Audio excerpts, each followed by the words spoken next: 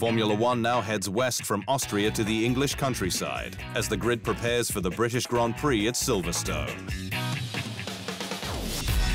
And the legendary track is where it all began in 1950, the inaugural F1 Grand Prix, won by Alfa Romeo's Giuseppe Farina, who would go on to become the sport's first world champion.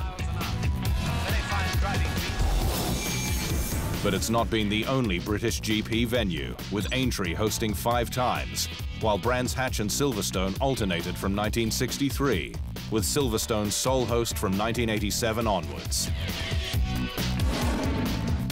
The track itself is one of F1's most fearsome, with the drivers respecting its high-speed corners like Copse, Maggots, Becketts and Stowe.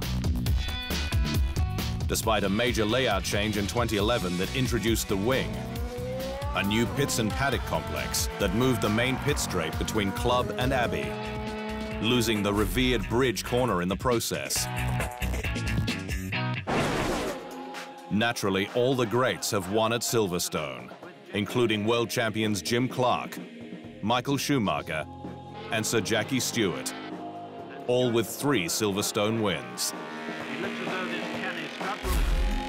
And 4-time world champion Alain Prost, who's still the most successful at the track with 5 wins for 4 constructors: Renault, McLaren, Ferrari and Williams in his final year at the top. Mercedes' Lewis Hamilton is the current king of the Great British track, as winner of the last 3 straight and 4 overall. His 2008 victory for McLaren in the wet arguably his best ever, the Brit finishing more than a minute ahead of second-placed Nick Heidfeld. I think for me, it's definitely a track I enjoy driving, and I seem to go well there. And I think also it helps when you have your home crowd behind you as well, so it gives you an extra boost. Hamilton will need a boost to close the gap to Ferrari's Sebastian Vettel, the Brit 20 points adrift after Austria, where a 5-place grid penalty for a gearbox change ruined his race.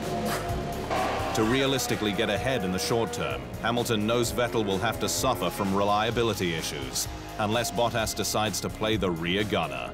There's a lot on the line as we head to the British Grand Prix. TheInsideLine.com for everything Formula One.